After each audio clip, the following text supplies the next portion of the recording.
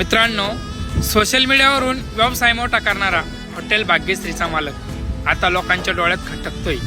लोक त्यांना त्रास देतात, लोक त्यांचं अपहरण करून त्यांना मारण्याचा प्रयत्न करतात.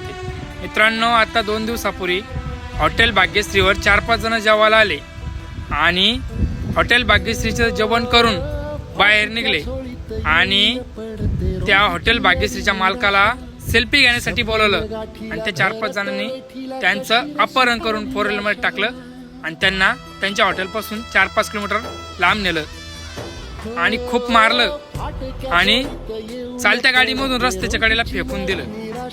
बघा ना मित्रांनो, ते वाईट करतात ते हॉटेल भाग्यश्रीच्या मालकासोबत. मित्रांनो, जर एखादा माणूस मोठा होत असेल व्यवसायामध्ये तर लोकांच्या डोळ्यात तो खटकतो, लोकांना तो हे होत नाही. अरे, कुणाच्या प्रगतीवर जळू नका, स्वतः काहीतरी करायला शिका.